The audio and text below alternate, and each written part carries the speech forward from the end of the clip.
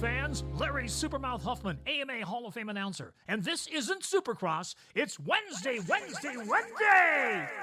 And you're watching Bay Fishing with Roman and Brian. Stand by to count how many times Roman says nice and what movie Brian will review this week. Stay tuned while the boys teach secrets of bay bass fishing with Roman on his 6-second nitro-burning pedal drive kayak and Brian in his Cool Baits high-speed dragster boat that he takes out every Sunday. Be there. Where did that gong come from? What up, everybody? Welcome. Let me see, adjust this camera a little bit. There we go. Welcome, everybody. Welcome to Fishy Hour. Unfortunately, Brian can't join us this week because he is fishing in Mexico for the first time. So we'll see. He probably comes back with some good fishing reports from there. But today I got my celebration shirt on. It's my birthday. It's my birthday today. I turned 43. But happy to be here with you guys on my birthday, chilling. And what I want to work on today is I want to just kind of hang out and talk about the main topic of the show is going to be talking about the things we need to know. Happy 43rd. It's crazy to see it on the screen. Salty. The things you need to know if you want to go fish in La Jolla. Okay. That's going to be the main topic of the show. And then we're going to have Coach join us a little bit later to hit us with that San Diego fishing report. Actually, do we have that on here? Oh, I'm missing that. All right, I have to get that San Diego fishing report music on here. Cool. I'll do that. Well, I'll do that when Coach shows up. There we go. All right, cool. Got it. Cool. So that's the plan. But before we do that, first order of business was Captain Dan the first one in there? I think he was. Captain Dan coming in with the first comment of the day. Very nice. And we'll give the first like of the day to Marvin, Spinning Rod Rebel Marvin. What's up, Marvin? Welcome to the show. Thanks for coming back. Michael Tran in the house. What up, Michael? Got Leonard in the house. What up, Leonard? Salty Dangler. Saltwater Slayer, the judge. Let's go. Todd is in here. What's up, Todd? TB Art in the house. We got, what else we got in here? Iron Fish. What up, dude? Welcome back to the stream. Saltwater Slayer. What up? Happy birthday, Roman. Wish you amazing health, happiness, and wealth. Thank you so much. Thank you so much, Saltwater Slayer. Very nice of you to say that. LA had Spotty Bowl this Saltwater Slayer. LA had Spotty Bowl this year. Yeah, we did have a Spotty Bowl division this year in LA. Next year it'll probably be bigger. So yeah, we're trying to do the whole scene for sure. Very cool. So the next order of business is something cool happened on this channel too. I gotta talk to you guys about that too. But we'll keep it going. Second order of business after the little shout out and hello and a little welcome. Let's do the pop top. So on a scale of 1 to 10, 10 being the best pop top you ever heard in your life, 1 being the worst, rate this pop top.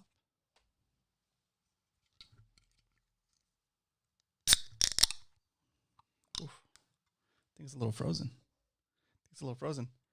Cheers, everybody. Let me know what you're drinking in the chat. Captain Dan says, I used to be 43, but I don't remember when. Nice. 43, let's go.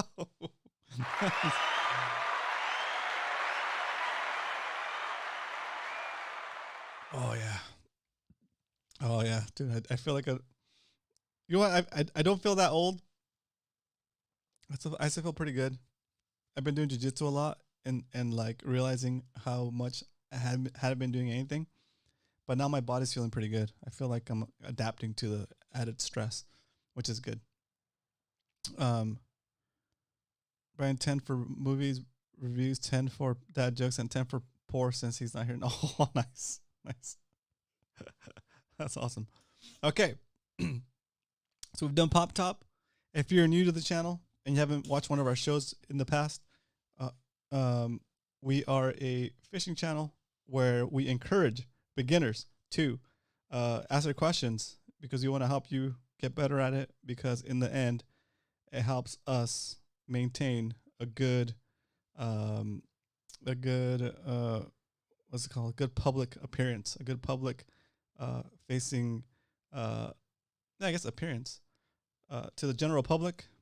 They might have assumptions about fishermen.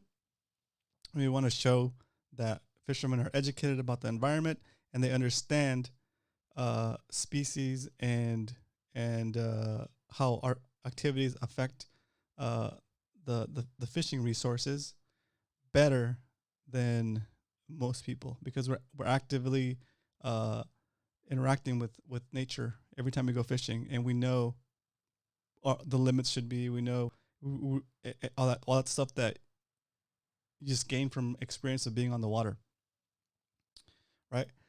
And we're gonna go right into this little topic because it's something that's come up a couple of times. I've been going out to fish with friends with boats lately, and they have these guys that these guys and gals that hang out at the boat docks. Excuse me. And as soon as you pull up, they show up and they walk up to you. They have like the brown khaki shirts, button up, and some of them might even have Department of Fish and Wildlife brands or patches, but they're not actual game wardens. Okay, and they come up to you with like a clipboard and they ask you like, "Oh, how was fishing out there? Did you catch any fish? What did you see?" Right, and then like, don't feel like you have to tell them what you caught. You know, I actually recommend that you don't. And there's a lot of confusion out there because they kind of look like game wardens, but they're not game wardens. Okay, they're just trying to gather data, but when you ask them what the data is for, they're not able to tell you what it's for. Okay, they're not able to tell you who they're collecting it for and how it's going to be used, right? And so, it's my opinion, and you can do the research and look it up for yourself and form your own opinion. Don't trust me, right? But I believe that all of that information is being used for whatever they want to do. So they're gonna use that information, present it as valid, scientifically correct or whatever, or scientifically collected information, and make rules and policy based on that information that is most of the time, pretty much all the time, with the exception of opening up fishing deep spots. Most of the time it's in the direction of restricting fishing locations or fishing species or fish counts or sizes, to the point where it's just another attack on the angler community. And yeah, I said it. It's kind of maybe I'm a little bit misguided, but since I've been fishing here in San Diego, I started fishing here in San Diego in 2008. That's when I moved here. The fishing, the accessibility to fishing resources has shrunk so much. I was fishing here before the MPAs. The MPAs really restricted basically they had all the anglers share the best fishing spots. And then once they had all the information, they closed down all the best fishing spots, right? Or a lot of the good fishing grounds because they wanted to conserve it or whatever, right? And then they go around collecting this data from anglers, and they have no idea what the skill set of an angler is. So when somebody says, "Oh yeah," shows up to the boat dock and they caught 0 fish, right? How's that data being used? Is it going to be looked at as okay, there's X amount of anglers. So there's 10 anglers, and they in the background they all suck. They're new, right? They're new anglers are not the best. Thanks, chat. Thanks for the happy birthday wishes. They're all not very good anglers yet. They're working on it, right?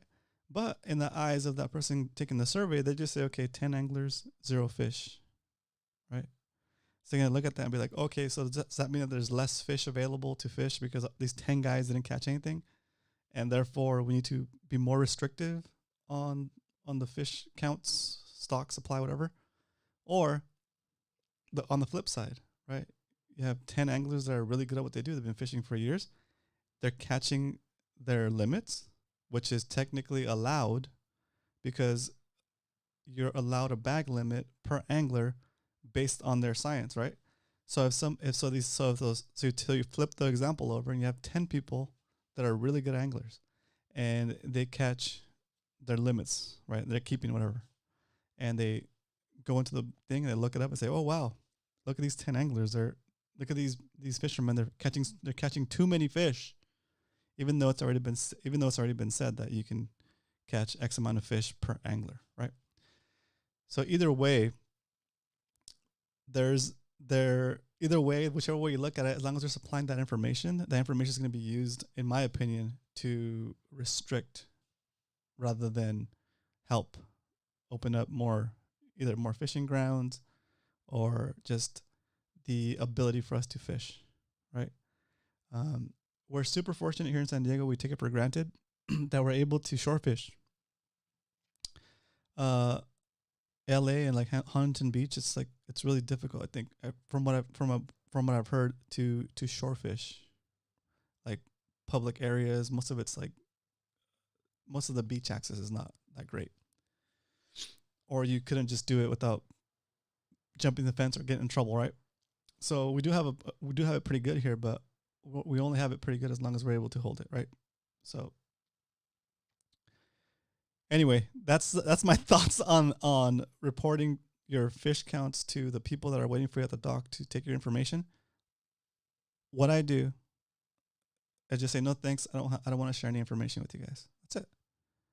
And they usually just be like, the shock on their face is pretty funny. But at the same time, if they can't articulate what it's for, and they can't articulate that it's for the benefit of us anglers. Yeah, Todd, nobody's explained it to me from CCA about the fish counters. If they have something that makes sense to me, I'm willing to hear them out, right? But the fish counters at this point for me haven't done anything for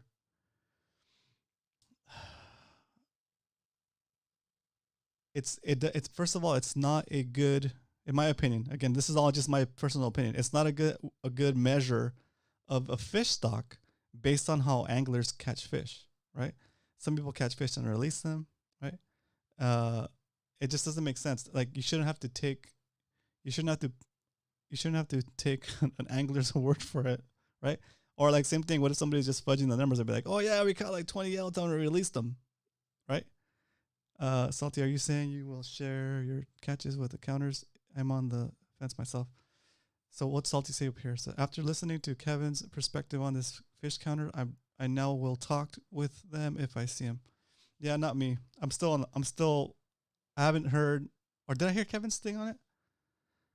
When the last time we talked to Kevin on this show, he said that Kevin went through one of these workshops where they talk about how they use the numbers, and he said they did breakout groups and they were given the same information, and that different groups came out with different regs based on the same information. Right? What up, Zach? Welcome.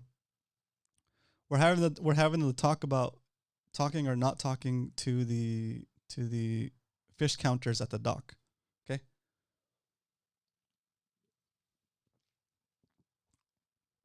I don't believe we should, but it's up to you guys to do that research, I guess. And I don't think the information they're collecting should be considered valid, since you're dealing with just the general public. We're not fish counters, I guess. We're not survey takers, right? So your survey is already flawed, right? By the person's memory, by the person's skill set. Like, never have I been asked, how good of an angler are you, right? You know what I mean? Like, it just doesn't make sense to me to report that information to them. And if CCA and Kevin have a different opinion of that, I'm open to hearing them out. But until I get a good solid reason for why, just because they ask us to that's not a good reason. You know, they need to explain to us what that information is being used for, and how, if ever, it has been useful to the fishing community, right? And I might be out of line by commenting about this or saying this, right? But I'm okay with being out of line. I don't really care. What I care about is what the actual result is. Is it making fishing more available to us or less available to us? That's what the bottom line is. And it doesn't matter who endorses it or not, to me. Anyway, it's a hot topic. But for now, my personal policy is I don't talk to the guys. I just say no thanks. No thanks. I don't have anything to report. No thanks. Nothing to report. That's it. It's not. I'm not saying be rude to them or anything like that. I'm just saying, just if you choose not to share that information, just politely say no thanks. I don't want to share any information. Thanks. That's it. Super easy. Don't be rude to these people. These guys are just trying to do their job, right? So there's that too. Anyway, hot topic, but I wanted to talk about that. It's been on my mind lately, and maybe I'll reach out to somebody in TCA and see what the argument is for sharing information with them. But right now, I don't see any benefit from it as far as like the fishing community goes. So that's what I gotta say about that. Excuse me. This soda's extra, even if it's not true. So I can say my issue is that anyone can be interviewed and anyone can say how many fish they caught, even if it's not true. Right. That's exactly a good point, Zach. And that's also part of the thing that's like makes it not scientific, right? Like there's not control. Yeah, it's an accurate survey, exactly. So and then on top of that, you put a bunch of people in a room, give them these numbers, and they have no context of how inaccurate it is because you're just taking people's words for it, and you don't understand what the skill set of that angler is that provided that information. And so then you're gonna go make decisions about fish counts and policy and all that stuff that affects us. And for the most part, all of it tends to lean towards more restriction than less restriction, right? So if they're going to try to justify their closures, they can justify their closures with some other information. Maybe they need to figure out how to actually run a better survey, right? An accurate survey. And that's not my fault. Like it's not my problem. That's their problem. That's what their job is, right? Their job is to figure out the right way to survey the fish counts, right? And I probably sound like a total jerk here, but we are the only recreational users of the water that get charged a fee to use the water, and we're treated the worst. I'm raging against the machine today, guys.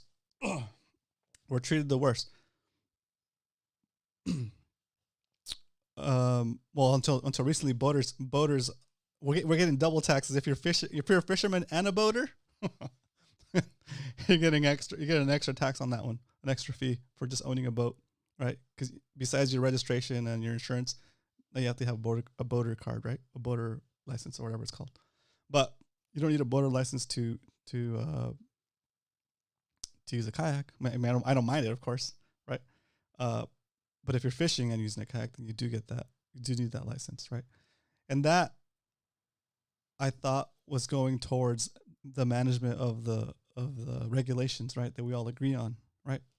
But what it comes down to is we fund the programs that are supposed to come up with good regulations so that we can conserve the fish stock, right? Or preserve, not preserve, but like maintain the fish stocks, healthy fish stocks. And I don't think it's a good use of that fund to pay somebody to sit at the dock and ask for fish counts, because it's not a good way to do it, right? I know we're going way too much into the weeds with this. So let's just keep going. Let's change topic. But those are my thoughts on that. And maybe I should do I'm going to talk to somebody at TCA. And actually, I'm going to talk to somebody. I'm going to take the time to, when I'm not fishing, because usually after you're done fishing, you don't want to talk to anybody. You just want to go home and shower. To go down to the dock and see if I can who I can talk to about what that program is about, right? And then maybe I'll convince myself through my own research. Okay. But I got Wayne calling. Oh, this is good. This is perfect. Shoot. Okay. Hang on a second. Hey, Wayne. Hey, Wayne, can you hear me? Hey, Wayne, can you hear me? Oh, I'm good, thank you. Hey, you know what? Let me connect my phone to my mixer so we can add you into the show. Is that okay? Perfect. Then I'll call you right back.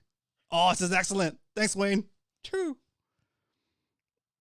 All right, I'm gonna connect my phone to my mixer, guys. Give me 1 second. I had it off because I don't want the calls to come in and interrupt the show. Perfect. Bluetooth on. There it is.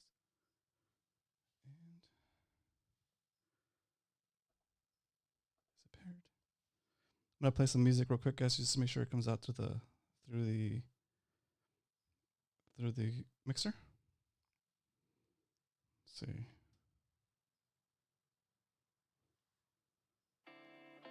Okay, good, perfect. Okay, so I'm paired. I'm gonna call Wayne back, and we're gonna get him on the show. And this is perfect because now we can ask him all the information. If you guys have any questions about this, put it in the chat. Did you reach out to Wayne, Captain Dan? Because this is perfect. Thank you for doing that. If you did, okay. Calling Wayne now.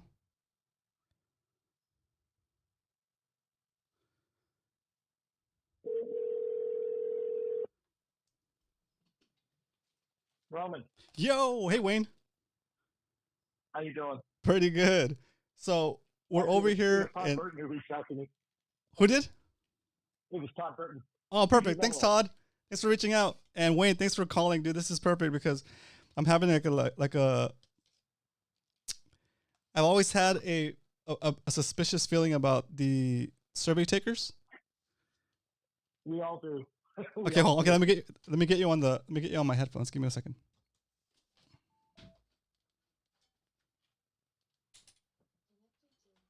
Hello, race fans. Larry Supermouth Huffman, AMA Hall of Fame announcer. And this isn't Supercross. It's when... There we go.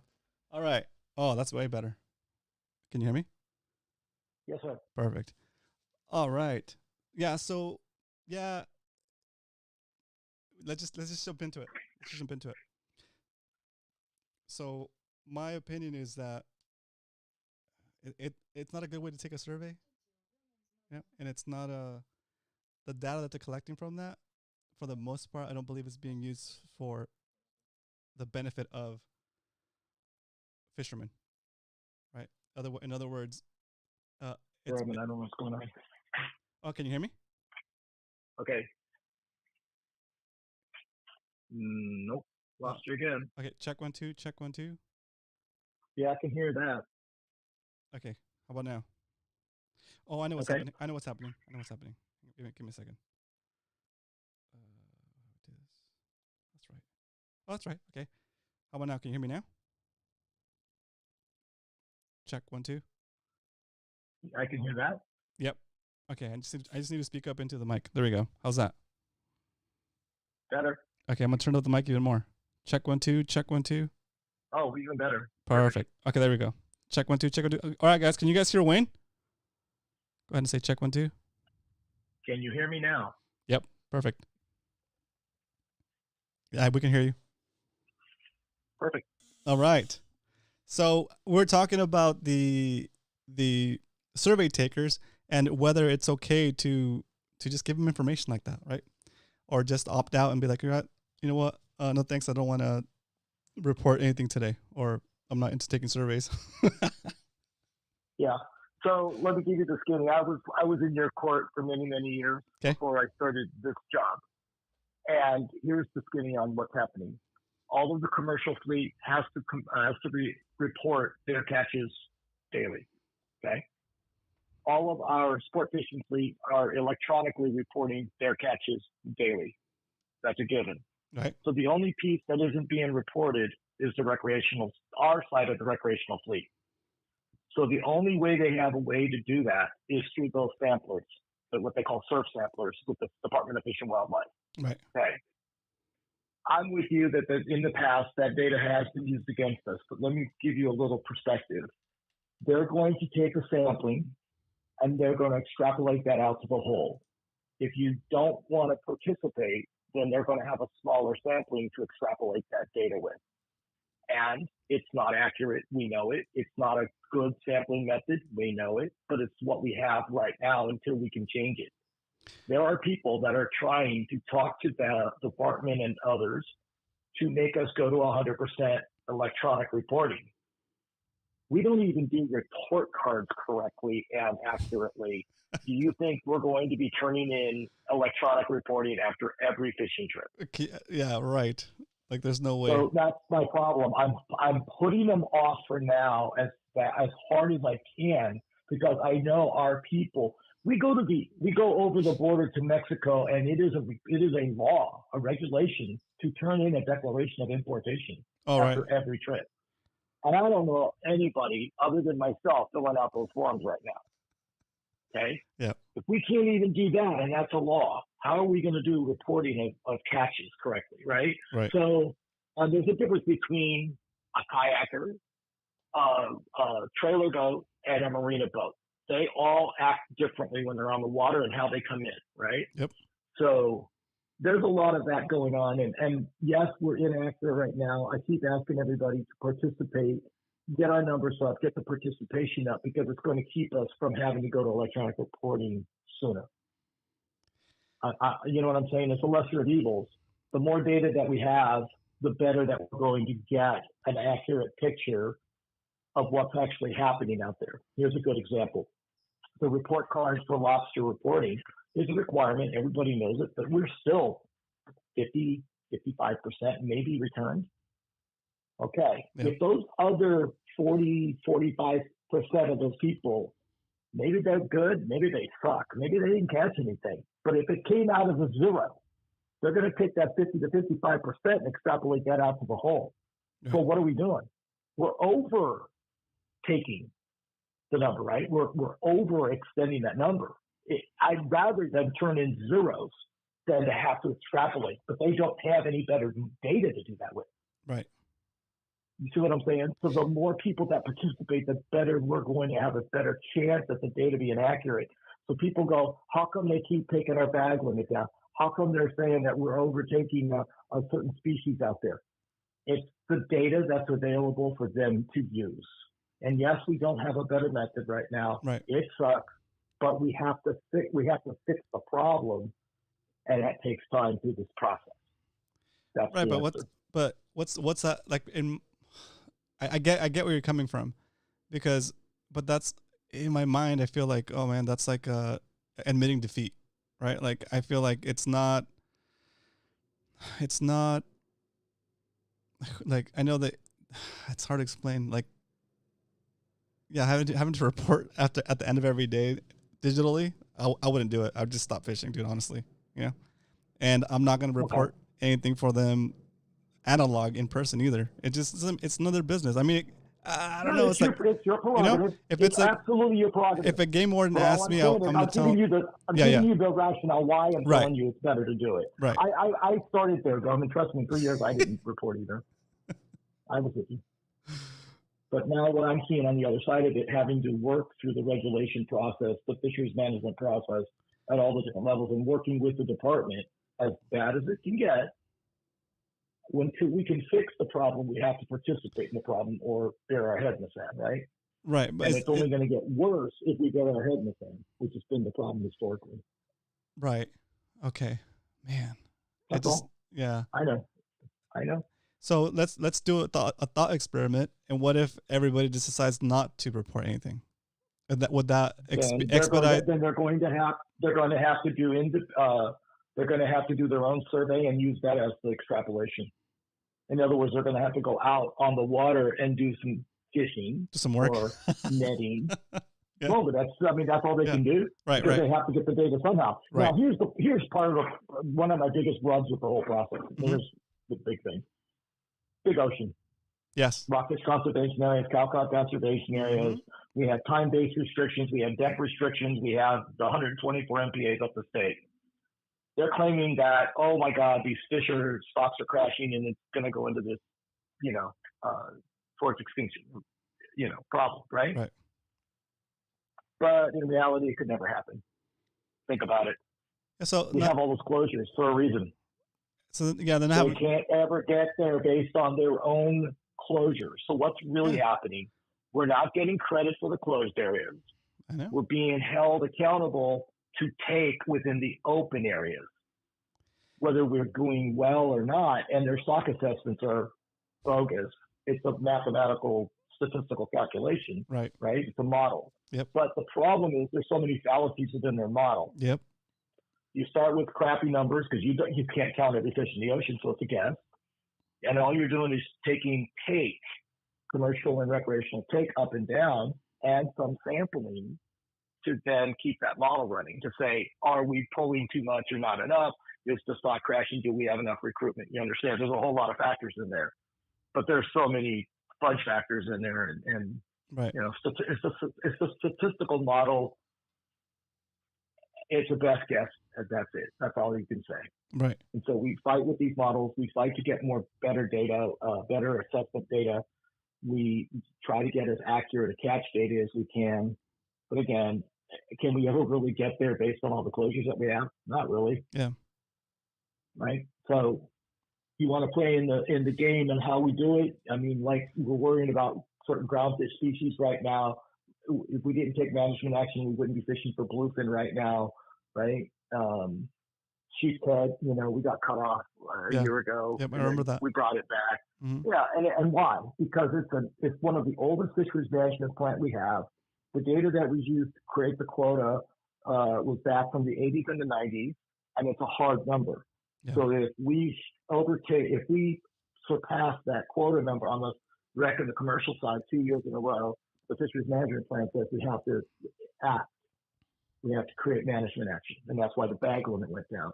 So is that great? No, it's actually bullshit because the numbers don't reflect what's actually out there right now. Yep. The quota number that was created is so damn old, it means nothing compared to what actually is out there. So the first thing I said is, how come we can't update the fisheries management plan? And the answer was, we don't have staff and time to update it. But you're going to hold us accountable to bogus data then. Yep. See what I'm saying? So that's the fight that I'm in right now. Oh my gosh.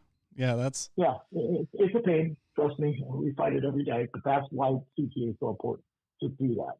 They have to be there to do it. Man, fix the problem. That's the answer. But yeah, it's a big topic. It's a big topic. It is, and it's every day. Trust me, on all levels of what we're talking about. Right, we're in the middle of the MPA decadal review right now. We have 30 by 30 that's still looming over the top of us. We have wind farms in central and northern coast, which are going to become restricted fishing areas. We potentially have the Chumash National Marine Sanctuary proposal that's going to go from the base of Monterey all the way down to Santa Barbara. Yeah. We have aquaculture projects off the coastline right now. We have the oil decommissioning projects going on right now, the oil rigs. There's a lot going on. Yep. Never ending. Yeah, it's wild. Man, Wayne, I appreciate you taking the time to call in. I'm still not convinced, right? And I know your intention was not to convince me, but just to inform me. I need to digest it and process that. Oh my gosh, yeah, it's such a catch-22, a rock and a hard space, right? Yeah, I understand, and again, I understand it. I empathize with it because I was on your side, but because of what I'm doing right now, I changed my attitude, and I'm trying to figure out how to create a solution to get us out of this problem, but it doesn't happen overnight with the government. Yeah. But all I can do is do what I'm supposed to do, participate in the sampling because it's only going to help our data get better, and then the data will inform the models, and then we got to fix the models too over time. But you got to start in baby steps somewhere. Yeah, that makes sense. Oh my gosh! And I'll tell you right now that they don't have enough samplers up and down the coastline either, right? Yeah, it's very spotty. And you've seen it at where they're at and whatever. How many people are really in the marina sampling? They're not. Yeah.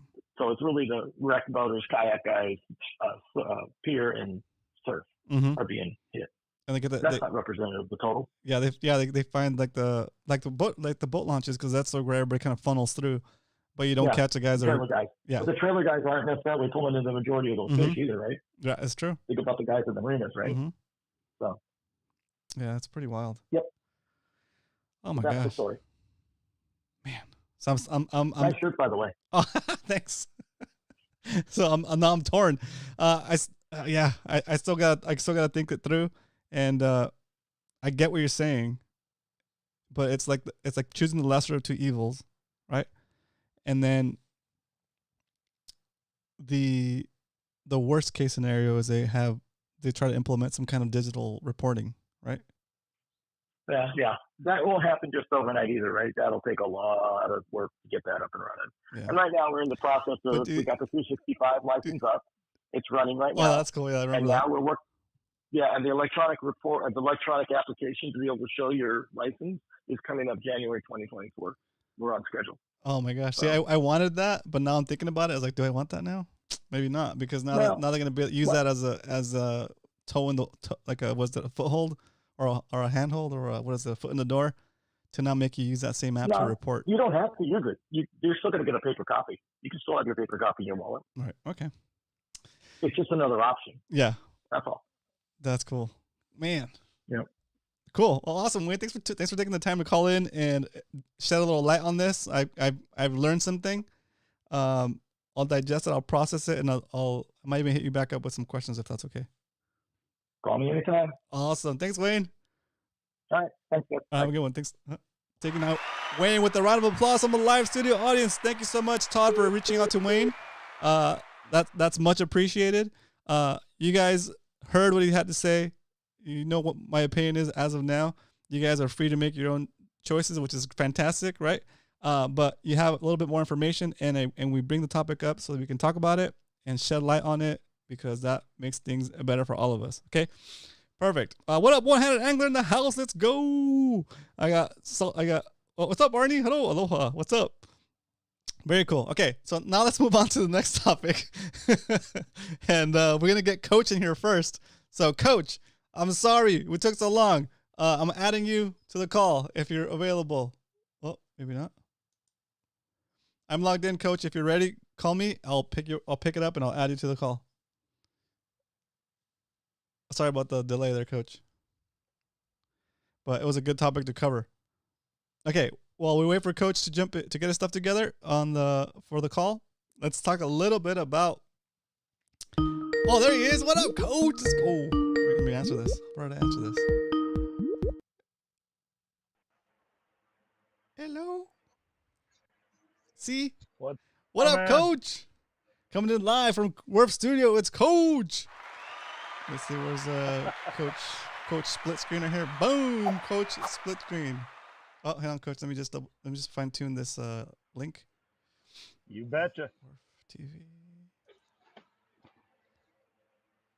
Oh, there he is. Okay. Oh, there you are. All right, cool. You're on screen. Coming in live. What up, Coach? What's good, my man? What's good? Pretty good. Just chilling over here, trying to start chaos. The revolution is now. Yeah, good luck with that. I mean, what are your thoughts on that? About it. We can talk about it. You sure you want me to talk? Hell yeah, we'll talk about it. Shoot. Sorry, guys. La Jolla's out the window. We're talking about this. Let's go. To heck with my birthday. I do what I want. we're shore fishing. It's Roman's birthday. No, I'm just messing with you. Well, I mean, here's the thing. Until they can show that their attitude has changed about using as much information as possible to close as much as possible, I'm not buying any of it. Sorry. That's my internal button pusher. Okay, no, good. Go. It's hard to get convinced, dude. But I'm gonna re-listen to what Wayne said after this show. I'm gonna go back and listen to the show again because I'm just too slow, dude. I'm not that smart, and I want to go back and analyze everything that Wayne just shared with us. Because if it makes sense. If it makes sense after listening to him again and again, I'll understand and I'll change my opinion. But right now, I'm still not convinced. Right? Okay, Roman. So there's an old, I think it was Kim Sazzy song about, I got an angel on my shoulder, but a demon on my left. Oh, let's go. Like an old dance track. Are you the demon right now? I'm going to play the demon let's right go. now. Here, Roman, let me whisper in your ear for a second. But Roman, you know they're going to use those numbers against us. Oh, man, you know they're going to sit there and close more of the shoreline, even though shore fishing doesn't really impact overall numbers. You know they're going to sit there and use this to pass more regulations. You know every regulation that gets passed isn't going to be pro-fishermen. You already know that their past behavior for the last 30 years has been anti-fisherman, anti-fisherman, anti-fisherman, anti-fisherman, and anti-fisherman. Oh my God, you're a good devil, dude. God damn. Oh, it's my birthday, Arnie. If they want some numbers from us, I say put up some good faith. Otherwise, shut up and get out. Put up some good faith. Put up some good faith. Yeah. Instead of closing our seasons, taking the maximums, instituting size limits and number restrictions like they did with bass, like they've done with sheephead, like closing whole salmon seasons, closing whole Dungeness seasons, closing whole seasons, closing whole seasons, closing whole seasons. instead of doing that over and over again, be like, hey, we need you guys to report. If you guys report and you do some release or you do this and that, then hey, we'll leave the season open. Nope. The first reaction. Yeah. No. The default is close. Yeah. You're gonna close. We're gonna close. We're gonna close. Sorry, Roman. I've got the horns and the wings with claws on the end, and I'm whispering in your ear. Okay? Wings with claws. Let's go. There ain't no feathers on these wings. Oh boy. my gosh. Dang. All right, palate cleanser, ladies and gentlemen. Just so you guys know, we're still trying to get, now that I'm gonna focus a little bit more this the rest of the year on growing fish hype. Coach and myself, Coach is my co-founder. Coach and I saw the need when SD Fish closed, and we decided to start fishhype.com. Think of it as the new SD Fish, I guess. plus you get the added bonus of having the same style of editing and same style of moderating that you have here on the show and all of my content. That's kind of like my contribution to it. Right now, if you didn't know, we have we're giving away a reel, a Shimano SLX reel, when we hit 200 signups. Okay, we're at about 102 signups, and if you go sign up right now by typing in !fish hype in the chat, go in there, sign up, and you'll be able to see. Actually, let me share it real quick, Coach. You'll be able to see the website here. Boom. Go to the news and announcements. Go into the giveaway at 200 Fish Hype users. And once you have your account signed up, go in here, the very bottom, and reply. You won't be part of the drawing if you haven't replied to this thread. So you have to go sign up, get your username, and then go into that thread and reply. Once we hit 200 users on this website, we will do a drawing and only include the names of the people that are in this thread and have commented. Okay, so that's how it works. And good luck. So let's get back to Coach. Go ahead, Coach. So Roman. Yes. I did a podcast on Sunday. Okay. Okay. And I'm kind of a regular on a bunch of different podcasts, but this guy came to me and he said something different. He said, whoever you want to promote, whoever's name you want to drop, any Instagram handles, anything that you want to drop them, and I'll put them in the description of my podcast. Nice. This is a surf fishing guy out of Florida, and he's had podcasts with the boys up north here, the guys in the Mid-Atlantic who fish for stripers and all that. This guy has talked to a lot of people. Kind of surf fishing centric, but even he's talked to other people too. And I made sure that I dropped Fish Hype, Nice, Fishy Hour, Roman Castro, my buddy John over at Cast and Spear, the Discord stuff. I dropped as much stuff as I could possibly drop during his podcast. That's hilarious. So if you guys want to tune in to my take on surf fishing and kind of how surf fishing is different and everything, you can go. I promoted you over there. Go for it. What is it? Go for it. Okay, so the guy's name is Finding Demo. Demo? Finding Demo. Instead of Nemo? Instead of Nemo, that's Demo. So good. Okay. And the guy's name's Demo. He's somewhere on the Gulf Coast of Florida. He's a surf fisherman down there. And he and I talked a bunch. So if you want to hear anything crazy, you can go over there. And, he and I talked about some of the same stuff I talked about on Fishy Hour. But I wanted to make sure you knew that I was over there promoting Fishy Hour. Perfect. RomanCastro.com. I love it. Fish Hype, Cast and Spear, all the good stuff. That's good. That's perfect. Cool. So give me the name of the channel again. The guy's podcast is called Finding Demo. He's kind of getting started on YouTube, Perfect. but I guess he has a pretty good following in the podcast world. So just on any podcasting app, we should be able to find Finding Demo. Should be able to find him. And he seems like a super relaxed dude. We had a great time. That's cool. So anybody wants to tune into that, that'll be available in the next couple of weeks. And I made sure that I told him that I was going to be on Fishy Hour the next few weeks, and that anybody that wanted to find more about my garbage could come over here. So funny. While Brian likes to fish on Instagram, was on vacation. So I see. Finding Demo surf fishing. That's the guy. All right, cool. I'm gonna put it in the chat real quick, guys. I found it. I found it. So yes, you can look forward to that podcast, about an hour and a half long, coming in sometime in the next couple of weeks. And hopefully some of his people find us and find Fish Hype. And I encourage some of his guys to post reports on Fish Hype. So anyways. That's perfect. Just real quick, just for the sake of saying it out loud, because Wayne typed in something in the chat. He said, did you know we're able to open up the 500 square miles of cow cod conservation after 20 years due to the data? Okay, so that's a good point. That goes towards the goodwill, the goodwill category. That thanks to I guess that data, they were able to reopen those conservation areas. So that's pretty good. It's pretty good. What up, Roy? Welcome. All right, so now we're gonna take off the devil hat. Take off the devil wings with spikes off. I love you, Wayne. I love you, man. And no, this is good. I want to have this kind of conversations because a lot of the time we're too busy fishing. We don't think about these things, right? But we should think about these things. Okay, even if it's just for a little bit, even if it's just for a fishy hour. Okay, so let's jump into. Let's see, change this thing here over here. Get ready. Here comes this week's San Diego Fishing Report. All right.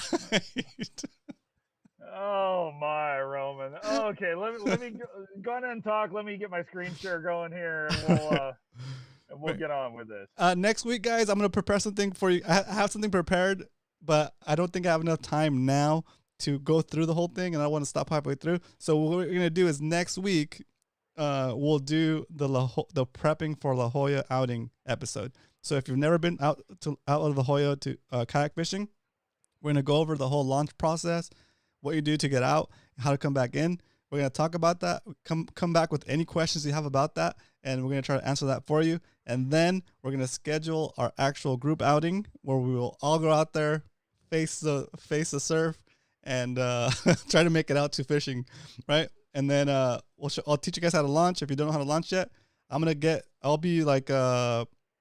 the water and help you guys launch, even if it means like pushing you so you can get on your kayak at a deep enough space where like you kind of just jump on there. I'll push you so you have some momentum and you can kind of punch through the last couple of waves. Okay, so that's the plan for next week on Wednesday. So if you're new to La Jolla fishing, you better come back, and we're gonna walk you through it. Okay, ready, Coach? Yes, sir. All right, give me a sec. Co-host screen. Boom. Yes. All right, you're up. All right, Roman. So these are our tides. This is for La Jolla heading into the week here. Starting today, it's kind of mid-afternoon, early evening. And, of course, it gets later every day by about 50 minutes on average. So our prime times are pretty much Friday, Saturday, Sunday, and Monday. So we got really good evening high tides and actually fairly decent sunrise tides, too. For those guys who want to pound the surf, looking for those Corbina, looking for those walleye, barred surf perch there on the sandier beaches, and for those of us criminals that fish the mixed rock, it'll be good, fairly good tides. Nothing too crazy, nothing crazy high or crazy low. Heading into Saturday, we do have some kind of middle of the night lows here, so keep an eye out if you're launching in the morning. You could be dealing with some tide conditions this weekend. Shouldn't be anything too crazy. I mean, you've only got 3-4 foot swings on average, but it still looks pretty good heading through the weekend and into next week. Tides aren't ideal right now for anything that I do, but then that's not to say that you aren't going to find good conditions for launching your kayak, something like that. So just be careful in the mornings over the weekend. You do have a little bit of a swing heading in. You know, you got 4+ feet on Saturday and Sunday at dawn. So if you guys are those early morning La Jolla guys, be aware that tide may be charging in. Got it. We have a question here from Dave Rage. It's perfect for this segment. He says, where is it? Coach, what's fishing out of Long Beach looking like? I got an overnight tomorrow night. Oh, well, I have the slide for you right here. Oh, that's awesome. Let's go. So if you look here and this is really a handy thing if you just kind of want to get a general idea. So it'll give you believe it or not, this will give you the party boat totals pretty much from Oregon all the way down. In this case, Berkeley all the way down, but this is midweek. So on the weekends, it'll give you stuff from Eureka and points farther north. Sorry about the two-way advertisements on this page, but I was like, cool. I have no affiliation. This is just on their website. Leave my browser history out of it, Roman. But yeah, you can pretty much look anywhere along the coast, and you can scroll this back days and days. This is sportfishingreport.com, and they have a dock totals page. Oh, nice. Oh yeah, that's what I need, some dental implants. So anyway, sorry, Roman. Anyway, That's so good. if you want to kind of get an idea of what they're looking for, and this is kind of a segue to the next segment here. But if you look here at Long Beach Sport Fishing, you'll see 62 bluefin right there, and Pure Point 58 bluefin and 7 yellowtail for 29 guys. They're pulling their limits even up out of LA on the tuna. That tells me that those tuna are up off Tanner, Cortez, the Potato, Nick. So be aware. Yeah, I mean, we down here tend to think that we've got the tuna game figured out and we got it all cornered and we're the blah, blah, blah. The boys up north get them too sometimes.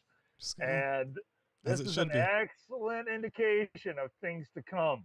We'll get to that in just a minute.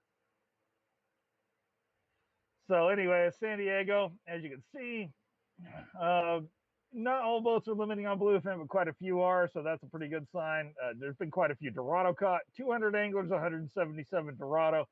That includes half day and 3/4. So I'd say fishing's pretty damn good right now, Roman. That's awesome. It's really good. So Dave Rage, prepare to be filleting a bunch of fish. Look at this out of H&M, 303 Dorado for 200 anglers. That includes the half days and everything. That's good.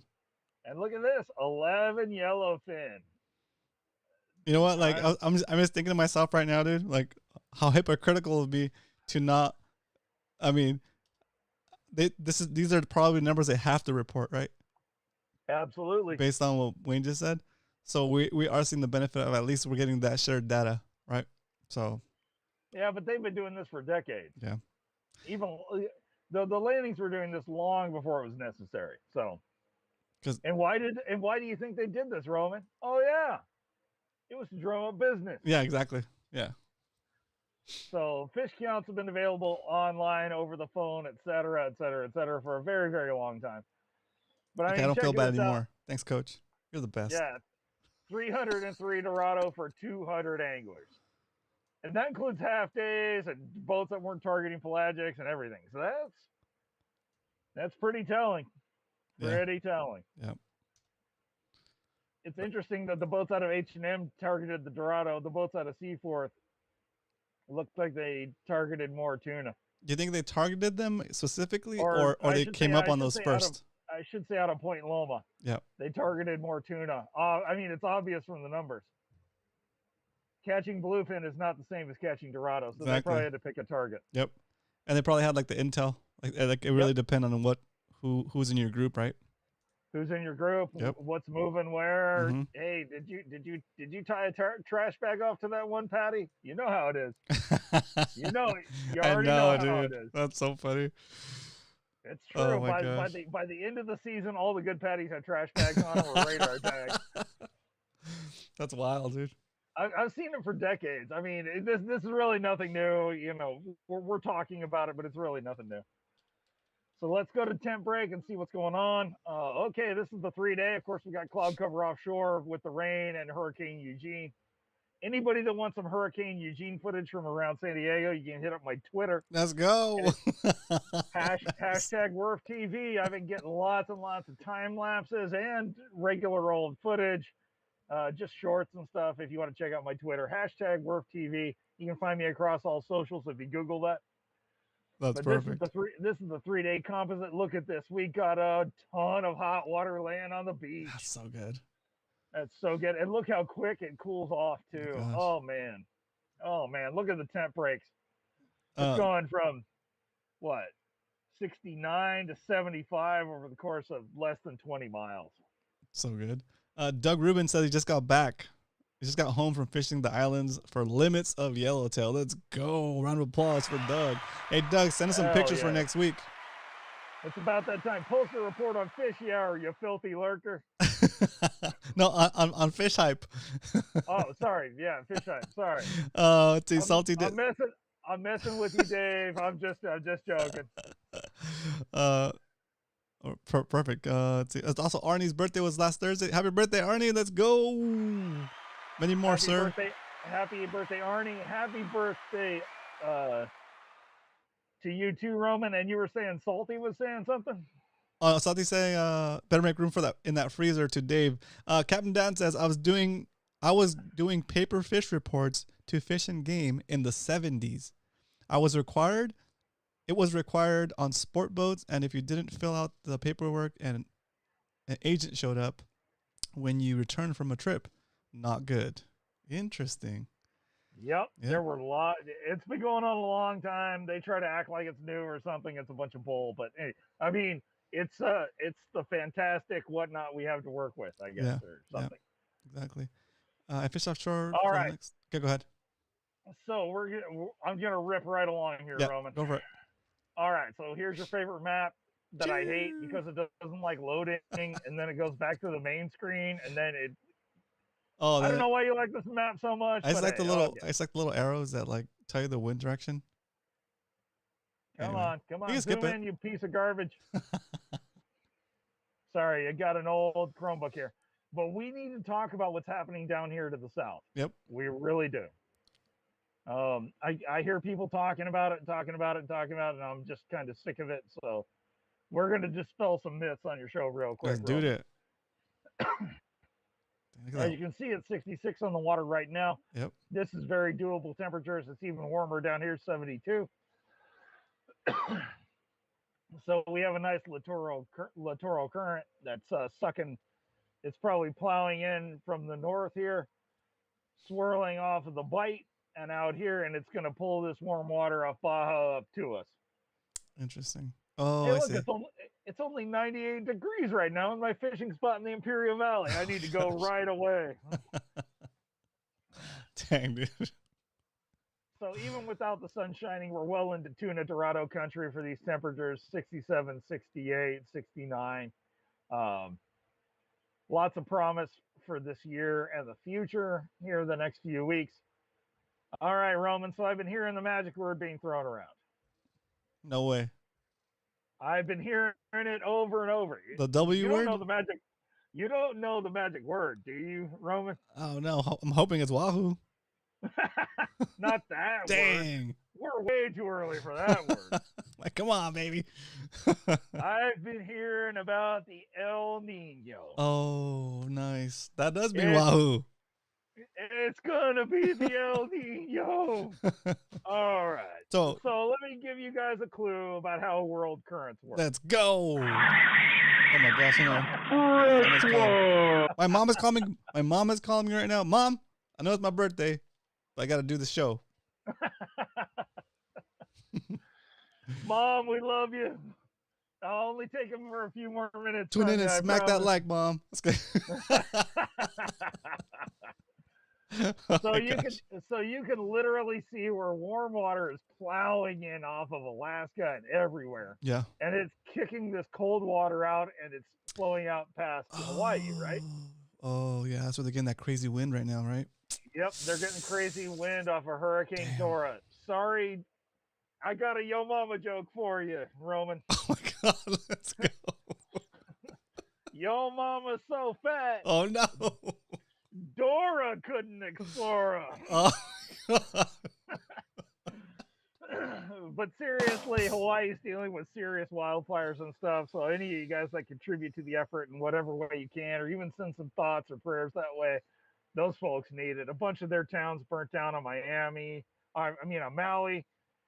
And the images coming out of Hawaii are absolutely horrifying. But the generator of a lot of this is this bolt of cold current that's smashing into SoCal. Mm-hmm. It's going to pull this way. But keep in mind that the El Nino, the closest that it's coming, looks to me like Honduras. Yeah. So we're looking at maybe late this year at the earliest, early next year before that El Nino water, and you can see it down here parked off of Lima in Peru and the Galapagos. You're looking at many, many months till it ends up here. So we could be talking next summer before this 80 plus degree water reaches us, carrying the wahoo, the what is it, black marlin, and all the other stuff that comes with crazy. What did those guys do in 2017? They were catching not Huachinangos, they were catching barriletes off the beach here in SoCal. That's so wild. Yeah, they were catching black skipjack tuna off the beach in northern San Diego County during the last serious El Nino. Guys were trolling the 9 Mile bank for wahoo. It was nuts. But that's a long way out. I'm not saying we don't have some really warm water close to us, because we do. It's right here off Baja. It's going to get pulled up probably over the next month or 3. So we could still see some very interesting fishing heading into winter. We could see some overnight boats getting into limits of yellowfin tuna, stuff like that in December. But the real body of hot water is still a long way away. I'd say at least 5 or 6 months, maybe 10 months or more. So everybody's crying for El Nino and pointing the finger and talking about the all these albacore that got caught earlier. They were all on the troll. They were all blind strikes. They're all solitary fish from what I know of. So don't get wrapped up in the hype about 60-pound albacore. Yes, a few were caught. None were caught together. So let's just take a step back and cool it off a little bit and realize that this nice cool water plowing into SenCal is probably where they came from. Interesting. That's They're great. probably halfway between us and Hawaii, and a few big ones followed some bait somewhere, and that's what we saw in the counts over the last few weeks. I don't anticipate that continuing with the hot water we have coming from the south. It's going to drive them off. So, but look at all that warm water, dude. Yeah. Dang. Yeah, this is a big body of hot water. I mean, nothing like the real El Nino down here off of Peru, but we got a big body of hot water down here off the tip of Baja, and it will be making its way to us. But the major hot water is still down here off Venezuela, Panama, Honduras, Colombia. I mean, I'm just saying, I'm not trying to put a wet blanket on the fire or anything, but just take it easy with the El Nino talk. We do have some warm water coming our way, which is awesome, but I don't see any reason to start stripping down to our Speedos and running around with sparklers quite yet. On that note, nice. Speaking of things no one would want to see the coach doing. Okay, on to the next one here. So this is my favorite here. You can see the arrow, as I always call it, that should be pointing at the tip of Baja is creeping up Baja. Right now, it's basically almost at Cedros. Dude. So that's the line we're looking at for wahoo, barriletes, the green jacks, the crazy stuff from the surf and our local inshore is on this line. So this is the OSPO NOAA, and the last one was too. So this is your taxpayer money at work. The one before was temp break. But as this line creeps closer, our odds of catching some really crazy exotics go up a lot. Yeah. Perfect. Okay, so we're going to get into our local forecast because I think it's important. You might have noticed these high-level clouds moving in over the last day or so. This is leftovers from Hurricane Eugene. Okay? Now, all right, let me pick a spot that's kind of a generic offshore. And this is really cool about NOAA. It'll let you pick a spot and click on it. See, boom, there it goes, it loads. 1 to 2 feet, 1 to 2 feet, 1 to 2 feet. No winds over 10 knots over the next few days. So, and this is basically straight north off La Jolla. This is off the tip of the canyon somewhere. And we have really nice conditions heading into the weekend. Hopefully those king tides dropped the grass out of them for the surf guys. La Jolla was socked in with salad for the last couple of weeks. We had all kinds of problems trying to, I was happy to catch a 2-inch woolly sculpin, Roman, seriously. That's how bad conditions were on shore. I mean, it doesn't affect you kayak guys so much, or even the paddleboard types, or the skiff dudes. But man, onshore conditions were brutal in La Jolla and Sunset Cliffs for the last 3 weeks. I really had to kind of choose my windows. I've caught some nice fish, but I've also like really struggled a few times too, just because the salad wouldn't let my bait sit in one spot too long. So Uh-huh. keep an eye over conditions the next few days. Hopefully the king tide's dropped off. Hopefully some of that grass got stranded at high tide, and the tide's not going to pick it up. I mean, kind of remains to be seen, but keep an eye on the temp break, keep an eye on the SSTs, keep an eye on the fish counts. Things could get real interesting the next couple of weeks. Um, yeah, I mean, that's pretty much most of what I had for you, Roman. If you want me to switch back to my face. Yeah, switch back to your face. Let's go, dude.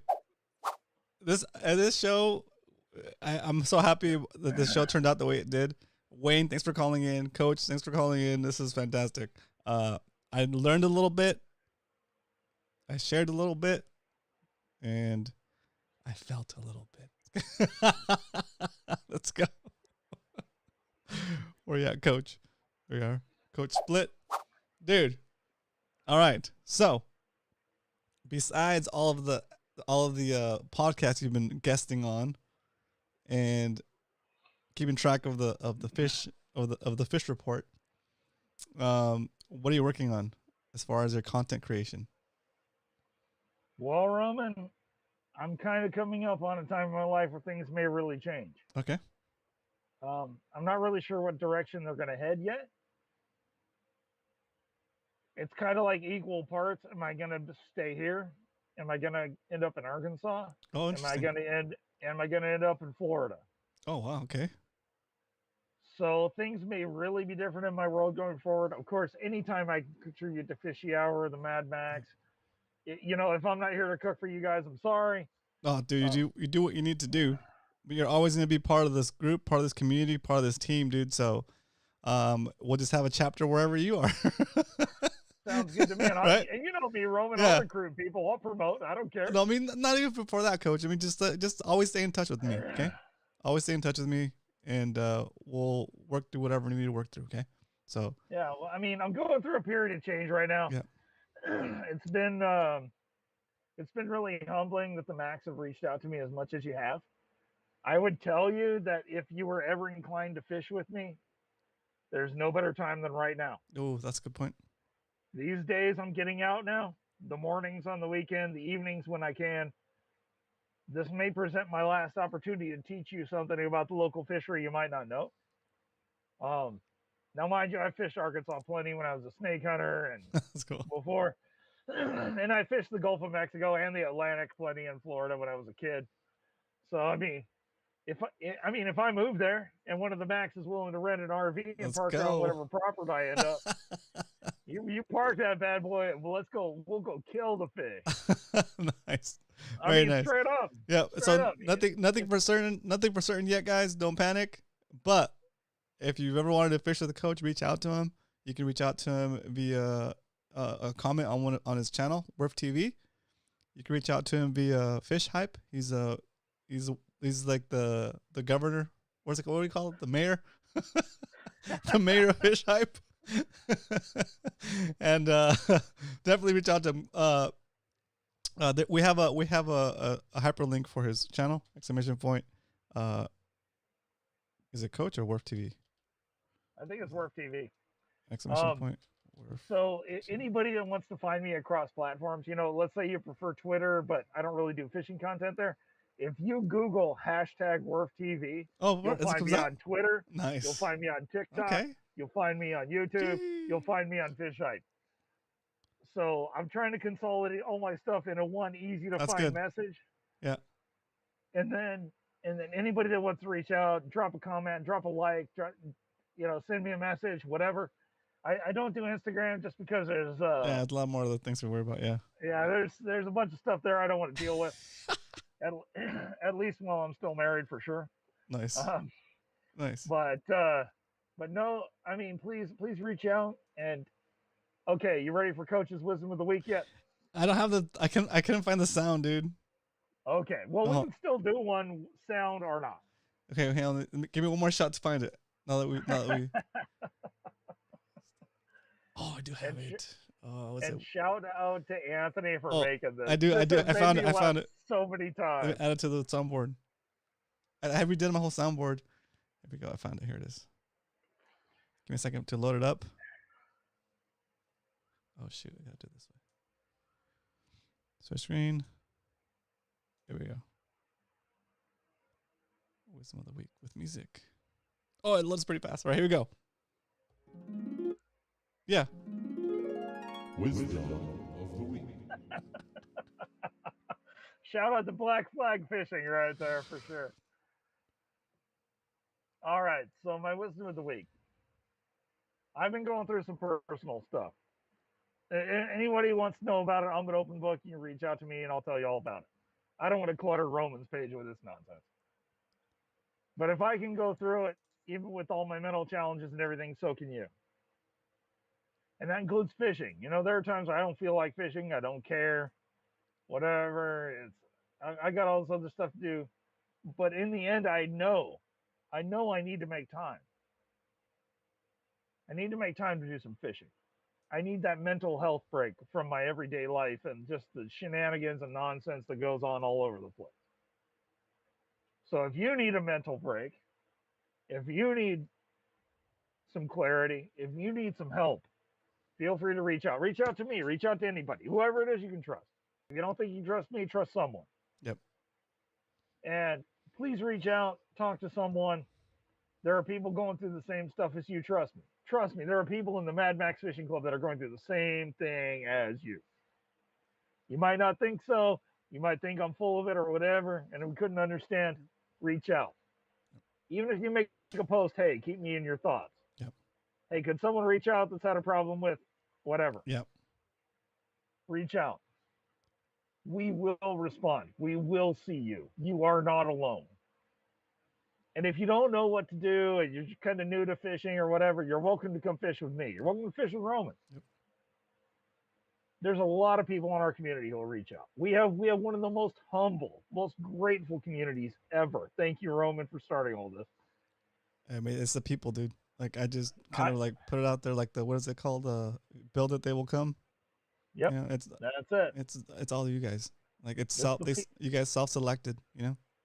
This is the Field of Dreams, curated by you, Roman, and partially by me too. So I want to say thank you to Roman. I want to say thank you to Salty, Dave, Mark, all of our dudes.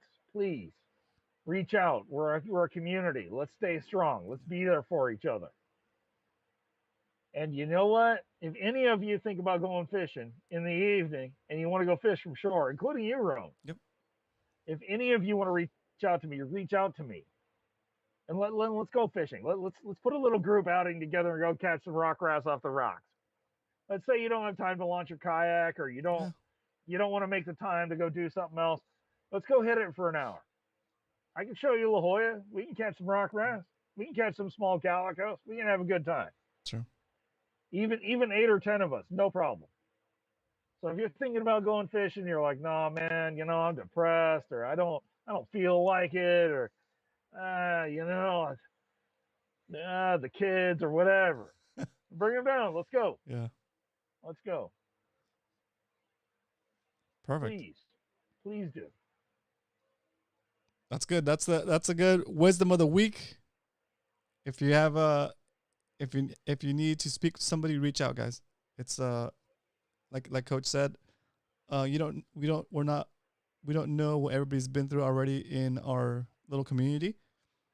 So there's a good chance that somebody has gone through something you're starting to go through, and they can kind of offer you some comfort, some guidance, maybe. But you know, there's no one's gonna sharing the bank. No one can help if you don't let people know that you need help. Okay, so with that, Coach, thank you for helping me out today with the show. I'm very happy with this episode. It's amazing. And guys, make sure you go subscribe to Wharf TV. The link is in the chat. And Coach, anything else before we let you go out with the round of applause from the live studio audience? I just wanted to say thank you to Roman and our community. and you need to keep me apprised of the pickle run. There will be sausages. There will be coleslaw. I'll probably have a carb side too, either potato salad or a pasta salad, and we'll make up plates for everybody, and everybody will get a plate with some hot food and some cold food on it to refuel the system after you make that pickle run, or if you guys decide to go fish the Rex or La Jolla or whatever, I'll be there for you guys, just like you guys have been there for me. Thank you. That's my thank you to you. Awesome. Well, yeah, you betcha. Well, Coach, thanks again for taking the time to be on here and share your wisdom with us and your positive attitude. You're awesome, Coach. Thank you. You betcha, Roman. Take care of yourself, my man. You have a good one. All right, taking Peace Coach off. out with a round of applause from the live studio audience. Man, Coach is, oh, guys, Coach is like my, I feel like it's like an uncle, he's like a mentor, right? And you gotta surround yourself with people that have your best, that have the best intentions for you, right? That's my wisdom of the week, I guess, is surround yourself with people that are on your side. Surround yourself with people that are champions for your cause or just champions for your well-being. Okay. And with that said, let's wrap this show up. Thank you so much for tuning in to Fishy Hour. We'll be back next week talking about everything you need to know to fish La Jolla on your kayak. Okay, everything you need to know to fish La Jolla on your kayak. We're going to take you to prepping beforehand, what you need, the gear, and then once you have all the gear, we're going to talk about the process, what it's like, where you drop your kayak off on the beach or where you park, how you launch, how you should get ready for launch, how you should get ready for the landing as well. And I'm laughing because it's funny because I'm thinking about all the yard sales that are gonna probably happen. I'm gonna bring my mask, snorkel, and fins, and maybe my wetsuit because my day might end up being diving around and looking for your stuff, looking for your gear. Sorry to laugh, but it could happen. It could happen. So we haven't picked a date yet for La Jolla, Dave, but we will make sure that it works for Dave Rage, because I know you've been doing a lot of trips a lot of charter trips. So want to make sure you go, Dave. So we'll work with you. Another thing that Coach mentioned was the pickle run. Brian and Captain Dan and myself have been trying to figure out the right date. I talked to Captain Dan the other day, and as long as it works for Brian, I think it's going to end up being October 7th. So if you don't have anything for October 7th already, please reserve the date if you want to come out with us for the pickle run. The pickle run is when we go from we launch off of Dana Landing, and then we land in Shelter Island, and then we shuttle each other back to get your cars and then come back and get your kayaks. It's super fun, and Coach will be there for us, barbecuing up a storm, making sure we're fed, and also Captain Dan will be on the water as an assist boat, maybe even Eric. So once again, thanks for tuning in to Fishy Hour. You guys have a great night, and may the bite be with you. Woo!